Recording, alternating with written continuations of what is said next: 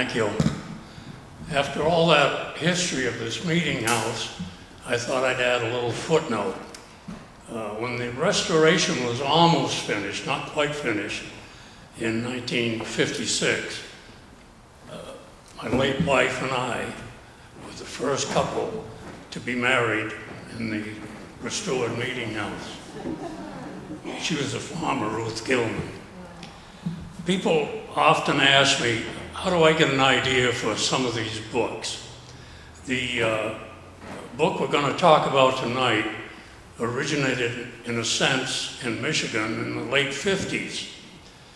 I was attending a criminal law class at college, and the professor was talking about search and seizure.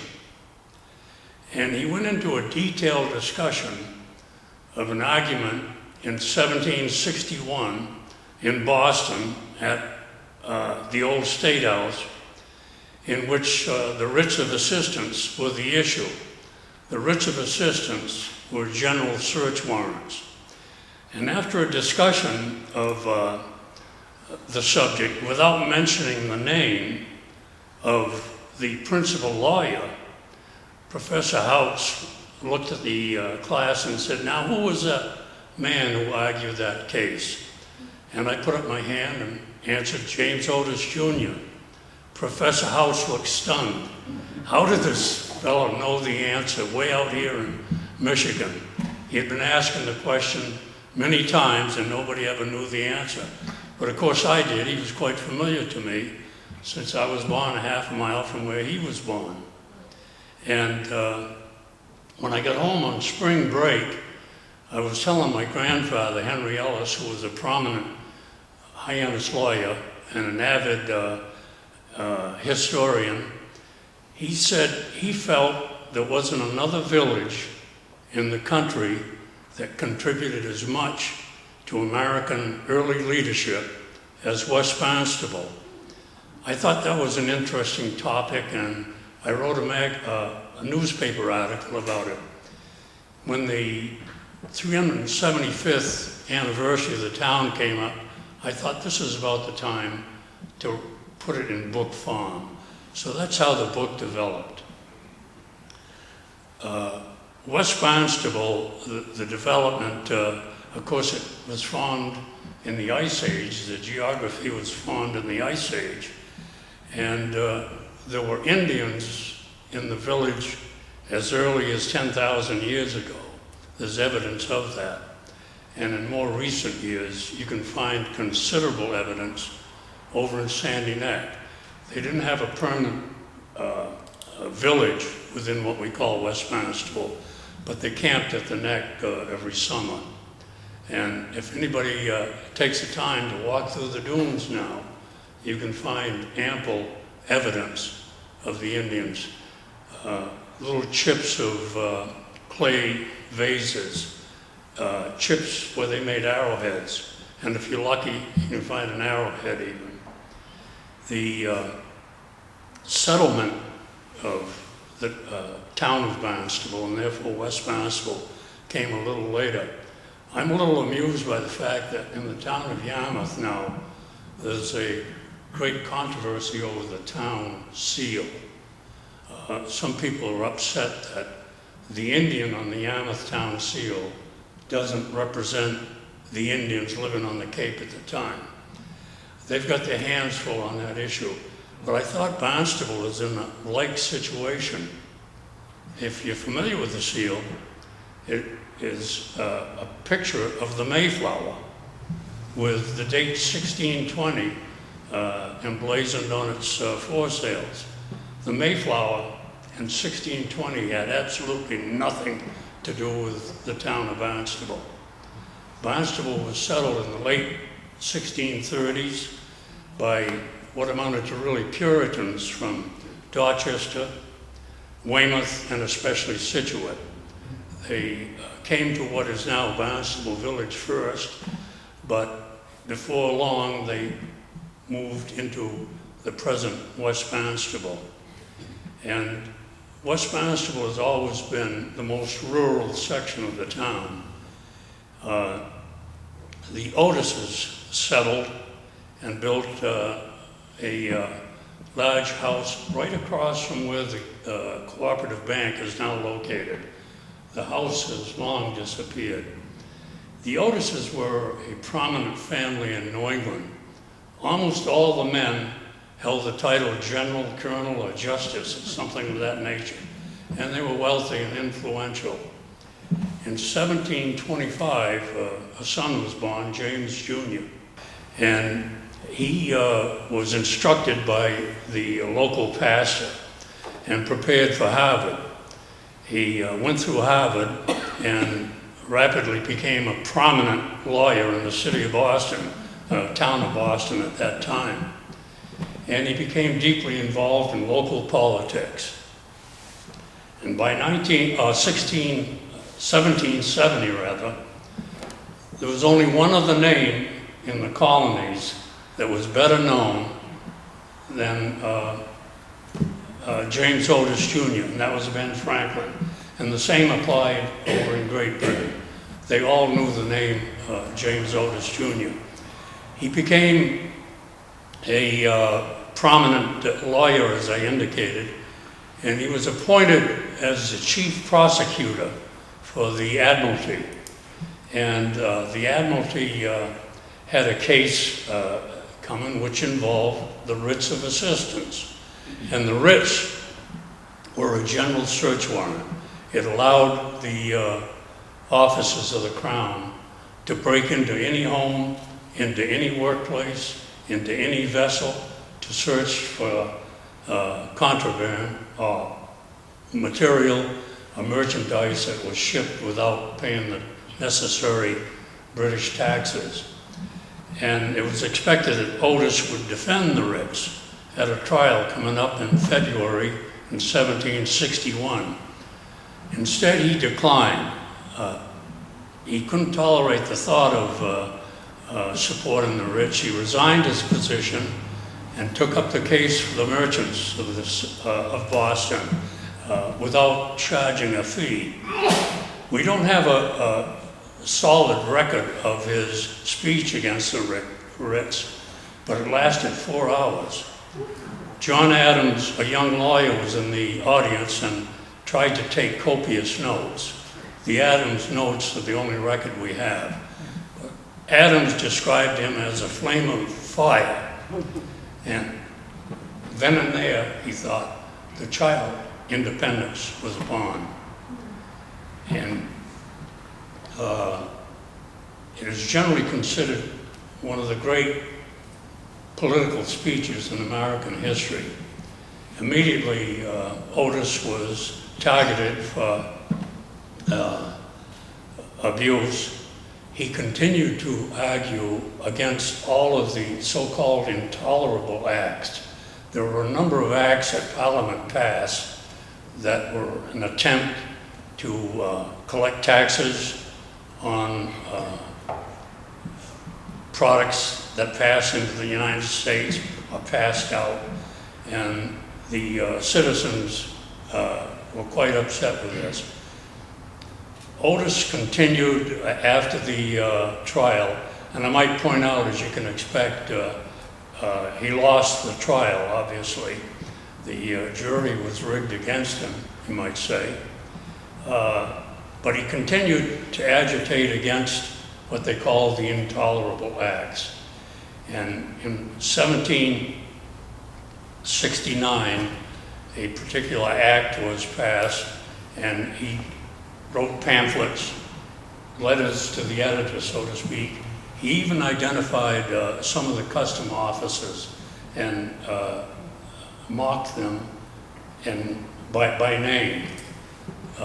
Before long, he ran into one of these custom officers in a tavern, a fellow named Robinson.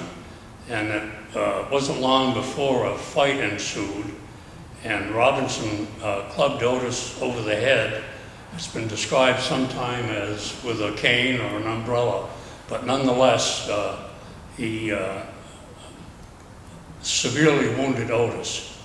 And Otis's, this was in 1769, Otis's health began to decline, rapidly, especially his mental health.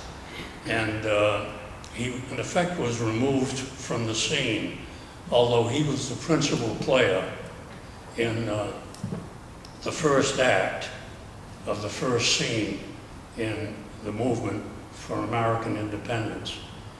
And he was quite despondent. He traveled down to West Barnstable from time to time, but in a fit of despondency, he burned most of his private papers. That's one reason we don't have a modern biography of the man. And at the time, he told a friend that he wished a bolt of lightning would strike him dead. He continued in that manner. A well-known historian, Catherine Drinker Bowen, claims that Otis was at Bunker Hill behind the ramparts, taking part in the battle. I'm a little skeptical of that claim, but it can't be proven one way or the other now. Otis eventually wound up in a home in Danvers, and one beautiful spring day, a single bolt of lightning came out of the sky and struck him as he stood in the doorway. He's buried in the Granary Burial Ground on Tremont Street in Boston, right next to the Park Street Church. Although he left the scene, other people took up the cause. One was his younger sister, Mercy Otis. She was born in 1728. And she was a great admirer. She was very close to her brother, very close to her father.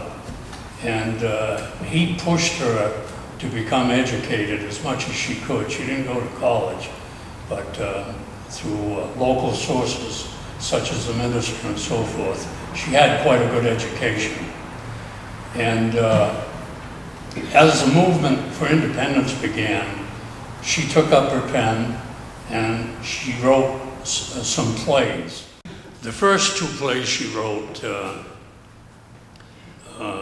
were highly critical and made fun of the loyalist Governor Hutchinson. Before long, she moved into poetry, taking up the same cause. And she had married James Warren. Warren was from a very well-to-do family in Plymouth, and he became very active in the movement and very active in local politics. As a matter of fact, he was president of the provincial Congress, and in that role, he was able to introduce his wife to all of the top people in the independence movement. She knew everyone from George Washington, Jefferson on down. She carried on quite a correspondence with the Adamses, John and Abigail Adams. And in 1775, she got the idea of writing a history of the independence movement.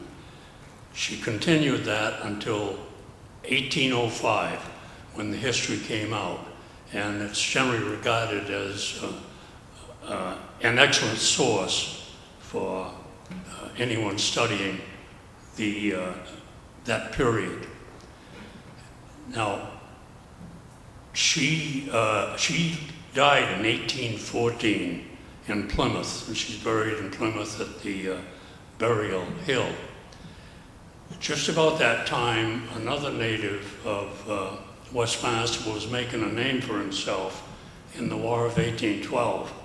And I refer to John Percival, known affectionately as Mad Jack Percival. The nickname may strike people as a little odd, but it wasn't. At that time, or in the middle part of the 1800s, many naval and military officers had nicknames. I think probably the most famous is Stonewall Jackson. Probably very few people realize His first name was Thomas Jackson. But so it was a common practice, and Percival was fond of the nickname, and it applied primarily to his intense manner of managing a ship. In fact, at one time he testified under oath that it was his opinion that one could not manage a ship without a little use of expletives. And he got his start, you might say, in the naval service in 1797. He was on a merchant ship off Lisbon, Portugal, and the British had just finished a great naval battle off Cape St. Vincent, and they were in need of help. In those days, one primary source of naval help was impressment, and what that meant is they just simply grabbed able-bodied men and brought them on board and put them to work. Percival was impressed in 1797. The interesting thing is, they sent him to the HMS Victory. Now, the Victory is a national shrine in Great Britain. It is the oldest commissioned warship in the world. It's in dry dock at Portsmouth, England. And Percival's last ship is also a national shrine, the USS Constitution, which is the oldest warship afloat. And Percival quickly escaped from impressment because they put him on a prize that the British had captured, and discipline was quite lax on the prize. In fact, it was the British skipper of that prize was a physician. So Percival managed to escape, but he kind of liked the naval service. So in 1799, he joined the U.S. Navy as a master's mate, and he served in the quasi-war with Great Britain, rising to the rank of midshipman. When the war was over, as is practice in this country, there was a demobilization, and 3/5 of the Navy was relieved or retired. And the way it was done, they didn't attempt to assess individual people, who were the best people. They assessed vessels. Percival was sailing on the USS Delaware, a former merchant ship, and the Navy didn't want the Delaware, so the Delaware and the entire crew were gone. He went back into the merchant service, and in 1809, the War of 1812 and the embargoes made it impossible to carry on marine business, whether it was fishing, merchant service or whatnot. So he thought a good time to get back into the Navy. He did go back into the Navy as a master's mate, quickly rose to the rank of sailing master, and in July of 1813, he was skipper of a gunboat in New York City. The vessels, particularly the fishing boats going out of New York City at the time, were plagued by a tender, the HMS Eagle. The tender is a smaller vessel which tended the larger vessels that had New York blockaded. And the Commodore in New York wanted something done about this pest, the HMS Eagle. So he assigned Percival the task. Percival borrowed a fishing vessel. He put 30 armed men down below, and he put a sheep and a goat and a goose and a couple of chickens on deck, and with 2 other men on deck, he sailed out of the harbor as if he was going on a fishing trip. And right away, the Eagle spotted it and came down and ordered Percival to carry the livestock down to the flagship of the Commodore. And Percival said, "Aye, aye, sir," and he put up the helm, got closer to the Eagle, and his men came out of the hole and poured a volley into the Eagle, and the Eagle crew ran below so rapidly they couldn't even haul down the colors. But Percival took charge, towed the Eagle into New York at the Battery, where they were having a celebration of the July 4th holiday. And Alton Blackington, many years later, a noted New England folklorist, opined that Percival knew how to celebrate 4th of July without listening to a band concert. He then became sailing master of the USS Peacock, provided outstanding service, and the Peacock was one of the most successful U.S. vessels during the War of 1812. The Congress awarded Percival a sword for his conduct during the various cruises. And if you see one of the more popular pictures of Percival taken during his retirement, you see him holding onto a sword. That's the sword that Congress gave to him. He then became closely attached to Isaac Hull. And Isaac Hull had his squadron in the Pacific off the eastern coast of Africa. When he got word that there was a murderous mutiny on the whaling ship Globe out of Nantucket, and the officers were murdered by the mutineers, and eventually, after a few weeks, a couple of people who were not mutineers managed to escape and row into Chile. Word eventually got back to Nantucket.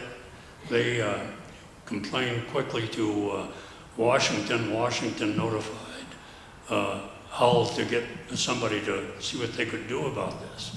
2 years after the fact, in the uncharted waters of the South Pacific, Percival and the USS Dolphin found what amounted to the remains of the mutiny. 2 young men who were not mutineers still survived. The mutineers either killed one another or the natives killed them. And so he brought the 2 surviving youngsters back.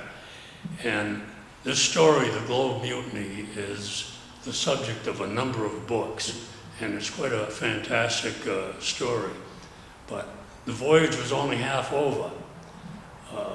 Hull directed Percival to also stop off at the Sandwich Islands, now known as Hawaii. That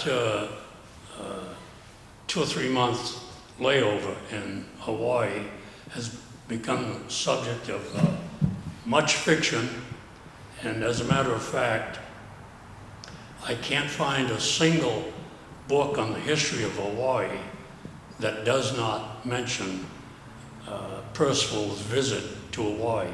It was the first U.S. warship there, but what made it remarkable is the Congregational Association from the Park Street Church in Boston were out there trying to Christianize the natives. And Percival quickly decided they were going much beyond attempting to convert the natives. They were in the minister, particularly Reverend Bingham, was interfering in public affairs. And one of the rules he changed, for time immemorial, the young ladies from Hawaii could swim out to visiting ships. Reverend Bingham put an end to that. And Percival quickly pointed out that he thought Bingham was overstepping his bounds. It all culminated in a riot on one Sunday when a group of sailors from the merchant ships and one man from the Dolphin rioted, chased Bingham into his house, stoned his house, broke windows and whatnot.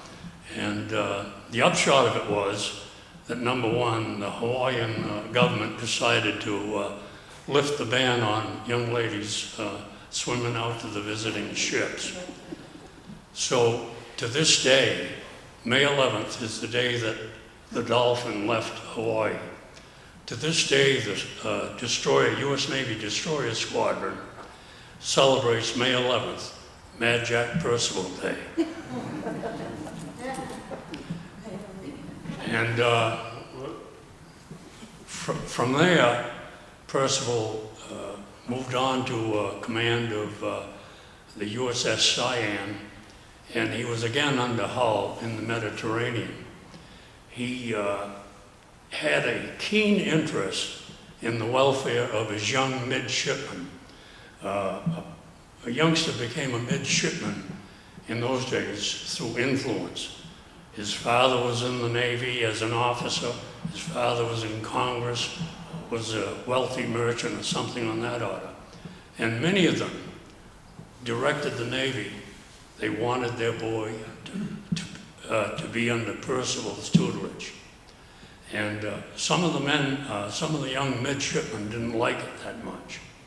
A good example was a fellow named Gustavus Fox.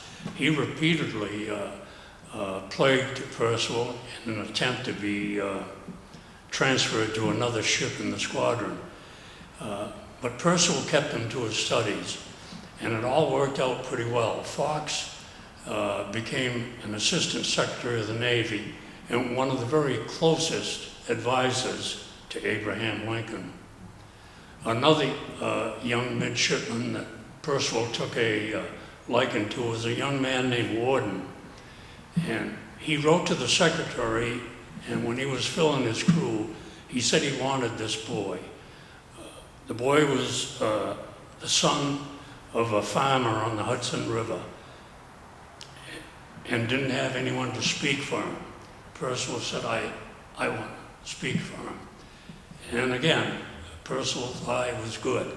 Warden gained lasting fame as the skipper of the USS Monitor in its battle with the Merrimack in Hampton Road, the battle of the first two ironclads.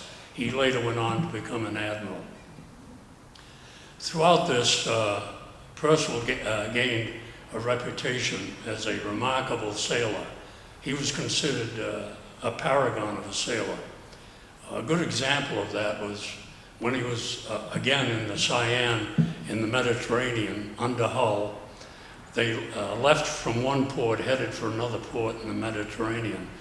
And when Hull pulled in with the Ohio and the rest of the squadron, he saw Percival already there. Percival came over and paid respects. And Hull began to chew him out. What's the idea of forging ahead like that? It was expected that the Commodore would be the first into the harbor. And Percival says, well, we'll trade ships on the way back, and I'll beat you back. And Hull replied, oh, no doubt you will, Jack, for you're the best sailor I've ever seen. Percival urged his young middies to put them on into diaries. And some of them are in print now. And to a person, they all speak of Percival in glowing terms. For example, although he could be very strong disciplinarian, as one example, one sailor went into town, one of his sailors went into town one day and got drunk, brought back, and he was sentenced to 5 lashes of the cat o' nine tails. As he was being prepared for the punishment, he turned to Percival, he says, spare me, Captain. I'm from your hometown, Barnstable. And Percival roared, you rascal, you get 5 more for disgracing the place. But all of the men loved him. Another example, his midshipmen, all of them wanted to go into town one night in one port in the Mediterranean. Mad Jack stood watch himself so all the youngsters could go into town. And again, he's spoken of in glowing terms. In one of the diaries that one of the midshipmen kept, he said watching Percival manage his ship was like watching a skilled surgeon. Percival's reputation also got him a coveted position, captain of Old Ironsides. In 1843, Old Ironsides was essentially a wreck in Norfolk, Virginia. It was serving as a barracks. And the Secretary of the Navy, a fellow named Henshaw, was from New England. He knew of Percival, and he knew if anybody could solve the problem, it would be Percival. The naval estimator said it would cost $70,000 to fix and put Old Ironsides into seaworthy condition. Percival came down, took a look at it. He says, I can do it for 10. 10 was what Henshaw was looking for, so he gave him the position as captain and get it ready for sea and it's yours. And Percival did. People doubted whether it would be seaworthy, but it was very seaworthy. It went around the world for the only time, and it was a memorable voyage. All of the histories of Old Ironsides, and there are many of them, devote a great deal of space to this trip around the world. Percival was getting along in age. He was 65 at the time, and his health wasn't good. He was on shore in Madagascar and he saw a huge log. He told the carpenter he wanted the carpenter to make a coffin for him. In the event he died on the voyage, he wanted to be transported home in this coffin. Of course, the way they did it in those days, you'd wonder, they'd fill it with rum and put the body in the rum and would preserve it till it got home. Well, of course, he made the trip home, and being the thrifty Yankee that he was, he put it out front of his house as a watering trough. His house in Dorchester at the time, he was living in Dorchester on Meetinghouse Hill. One particular event has got increased attention in recent years, and he stopped in Cochin, China, which is now known as Vietnam. He got a note from a French bishop who said that he was being held by the king and he was going to be put to death. Percival quickly said, you know, he's a Frenchman and they're our allies, and he felt it his duty to try to release him. He went on shore with an armed group of some 60 men, wasn't successful in having the bishop released, but he got his message across, and for good measure, he captured 3 of the local Chinese junks, kept them as hostages. They tried to escape, and there was a lot of gunplay. As near as I can tell, no one was injured or killed, but it is considered the first United States armed intervention in what it became Vietnam. He finally made it back to Boston, and with that trip around the world, he, in effect, left naval service. He was put on leave, but eventually retired. And he's become the subject of many authors. Michener bases a primary character in his novel Hawaii on Mad Jack. Hawthorne wrote about him.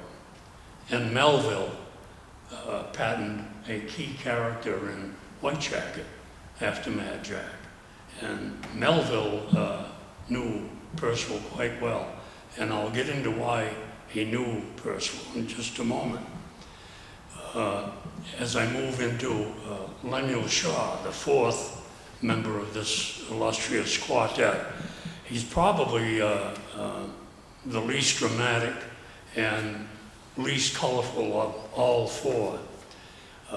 However, he's considered a giant in the judiciary field.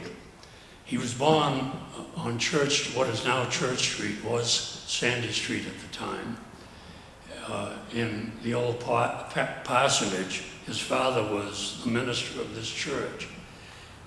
He was born in 1781. He was prepared for Harvard by his father, and who was the minister and commonly the teacher in the village at the time.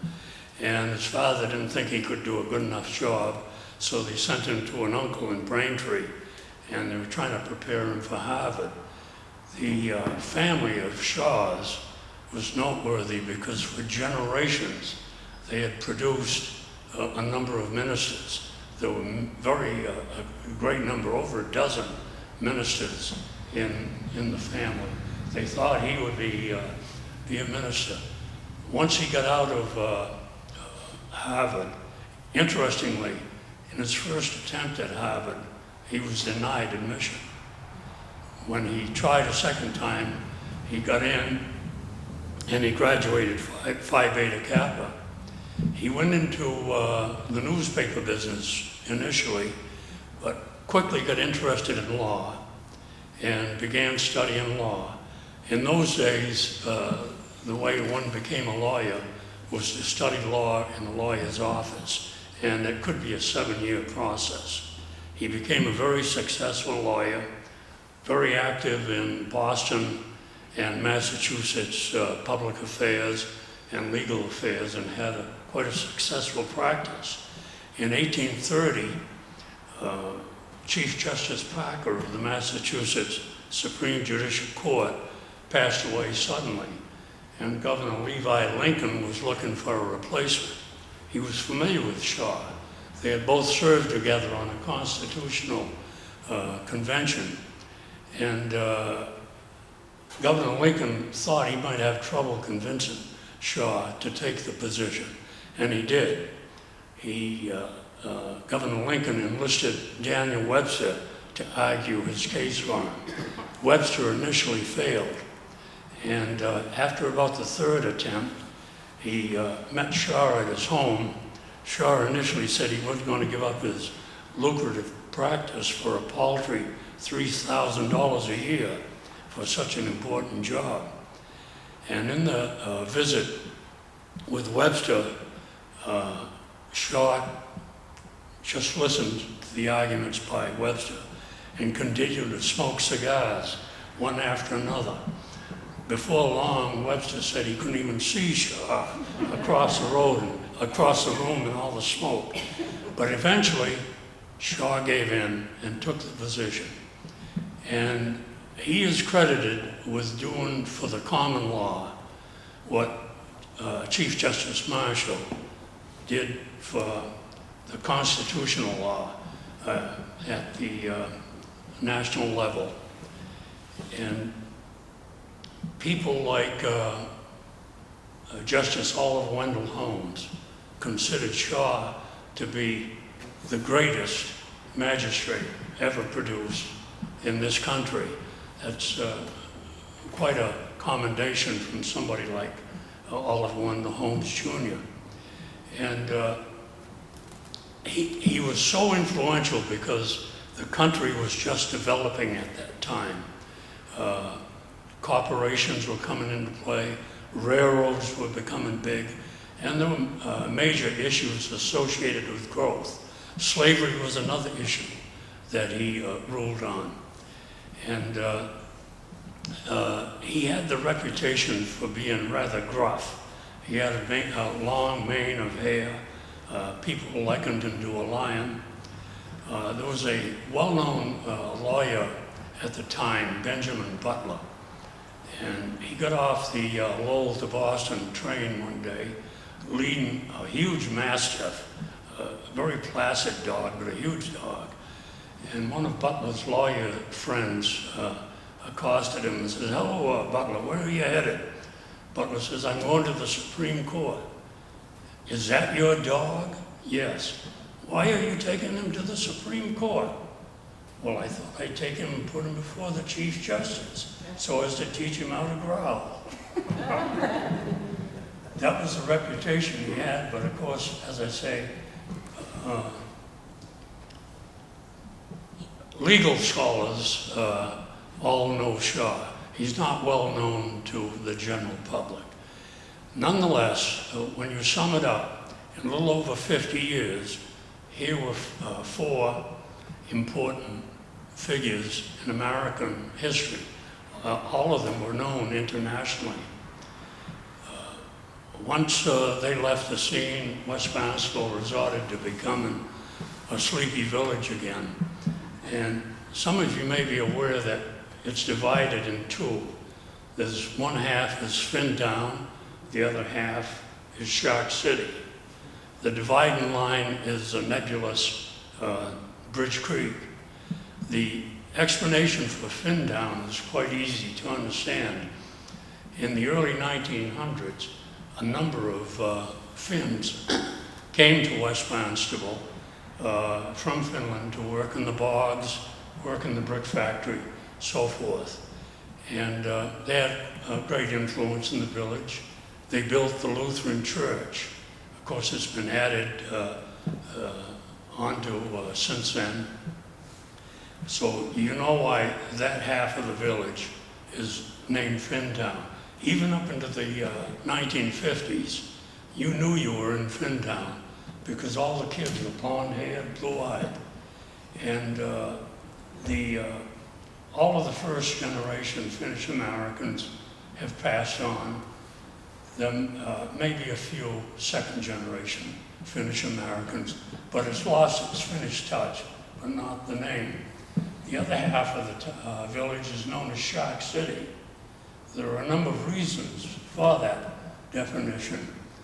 The one that is proffered most often is associated with the railroad track. In the early 1900s, people coming to Cotuit, Osterville, Centerville, took the train and got off at West Barnstable. Invariably, there would be delays for their conveyance, horse-drawn conveyance, to take them to their destination. And when they returned, there was always a delay waiting for the train. There were a handful of local West Barnstable fellows who were quite good at poker, and they tended to frequently fleece the travelers, and they were known as card sharks, therefore Shark City. Now you can take that story and leave it if you want, but it's a good tale. And I think it probably is a good point to open this up to questions. There always are questions. Anybody have a question? Yes? Thank you very much for that presentation. About how old was James Otis Jr. when he got his altercation that... How old was he? Yeah, when he got hurt. He died in 1783 and born in 25. So he's in his 60s. But after 1770, he was no longer in the picture. And that's one reason why you quite often don't see his name mentioned in history books. However, historians consider him to be the greatest and most significant person ever to be born on Cape Cod.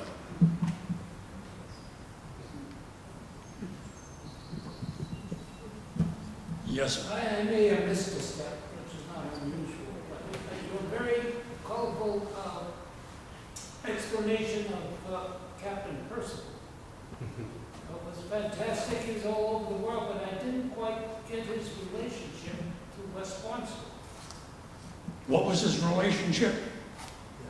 Yeah, to West Barnstable. Well, he was born on Scotton Hill, the south side of Scotton Hill. And he's one of the few, he was the only member of that quartet that I spoke of, who frequently visited and returned to West Barnstable. And he's the only one who was buried in West Barnstable. Thank you. When Mercy Otis was at the age where they felt that her father felt he wanted to educate her, she couldn't go to Harvard, right? They didn't allow women in there. That's correct. Okay. And the remarkable thing about her, there weren't any playwrights, poets, historians writing histories who were women at the time. That's the thing that made her so extraordinary. And she has been ignored for a long while. In fact, in 1899, the West Barnstable Grammar School put on a year-end pageant for famous people of the village or nearby. There were 6 men, 3 I mentioned, Governor Hinckley, and 2 ministers, but they didn't mention Mercy Otis. And Donald Tracer's History of the Town of Barnstable, which is the definitive history of the town, practically ignores her. In 2000, I was curious, what did the National Women's Hall of Fame have to say about Mercy Otis? And I was astounded to find out she wasn't a member. And I said, how does she become a member? They told me somebody has to submit a name, so I did. And the next year she was admitted to the National Women's Hall of Fame. And of course, in recent years, she's gained a lot of attention. We have the Cape Cod Woman of the Year, Mercy Otis Warren Award. There's a statue of her alongside her brother in front of the Superior Court in Barnstable. And I might mention there's a bust of Lemuel Shaw in the Superior Court behind the bench. And was he born here? Beg pardon? Was Shaw born here? Oh yes, Shaw was born. He's Yeah. not buried here. No, he's buried in Cambridge at Mount Auburn. Oh, I know that. And Mercy is buried in Plymouth. Yeah. Her husband was from Plymouth. And as I mentioned, Mad Jack is the only one buried in West Barnstable. In fact, his funeral was held in this building. You have a question? I do, I'm just curious. Scorton Hill, where is, I've always thought Scorton Hill is Sandwich. High Street, Oh, so High Street. well, High Street. And you know there's now a Percival Drive Yes. off of High Street. Yeah, Of okay. course, that was named after him. And that goes in the direction of his house, or the house that he was born in. And the former parsonage, 410 Church Street, where Shaw was born, is the only house of the 4 that are still standing. The Otis house was torn down in the mid-1800s. And Percival's house long since disappeared. You were going to mention the connection of Matt Jack and Melville? Oh, I forgot to mention, I skipped over that. Shaw had a daughter named Elizabeth. She married Herman Melville. And Shaw and Percival were close throughout life. And as a matter of fact, when Melville was on some of his jaunts, Captain Percival and Mrs. Percival would escort Melville's wife to the theater and so forth. So they were really intimate friends. I'm glad you brought that point up. The 4 characters we're talking about, was Percival the only one that came back here to live? Did any of them come back? I think Percival came back for a while, didn't he? None of them really came back to live. But Percival spent a great deal of time back in West Barnstable. There are a couple of points I ought to make. One, he was close to a fellow named Charles Bursley and spent a lot of time at Bursley's house. It's the Yellow Inn at the corner of Maple Street and 6A. And there's a myth about Percival and Bursley. The myth goes that Percival had Bursley construct part of the stone wall of the cemetery fronting what is now 6A. Supposedly he said, "I'll do better by you later." Bursley, as the tale goes, thought that would be in his will. And what Percival supposedly left Bursley was a portrait. Bursley didn't think that was being well done by, and hung the portrait face to the wall. The story is a total fabrication. I have the letter, the original letter, that Percival sent enclosing $100 to Bursley, telling him to start the wall at what now is 149 and go west as long as $100 will carry you. Let the selectmen do the rest. You stand out across from the cemetery, you can see where the selectmen took over. But Percival was very fond of Bursley, and you could just check his will, and you could see he didn't leave a portrait to Bursley. He left a silver cup, and on the cup, one word engraved, "Farewell."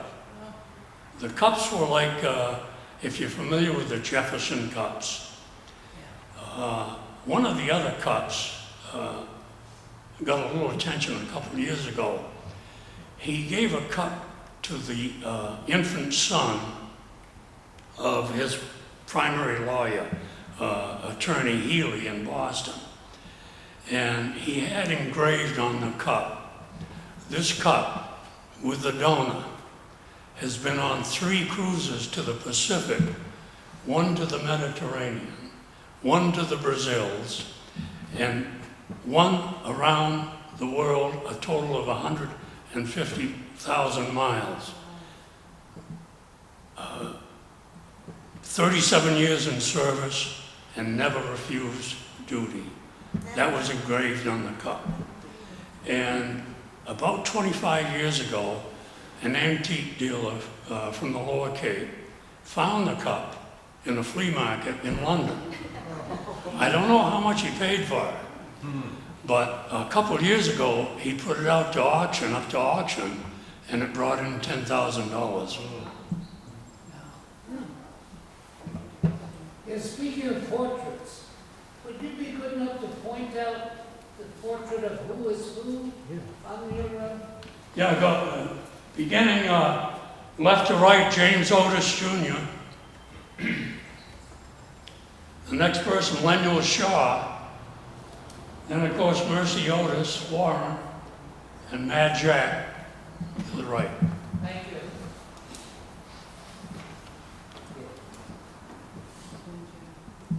Anything else? Yes? Mad Jack has a very prominent monument in the cemetery, which was probably an expensive thing to do at that time. Is that something that the family put up, or is it? No, that came about in the 60s. It's a replacement. He had you can see his parents were buried just to the west of him, and you can see how their stones have deteriorated. Well, there's such a thing as the Kirkman Fund in Barnstable. It's a fund that was left for the maintenance of the Cotuit Cemetery, and now it's being used for certain projects throughout the cemeteries in town. And the original gravestone was worn. You hardly could see the letters. So I urge the selectmen to replace the marble gravestones with granite stones, and that's what you see now. And you're quite right, that wouldn't be the case in the mid-1800s when he died. I live about a mile west of where I was born, and I've lived there for a good many years. So some people think I haven't gone very far in life. Thank you. Anything else?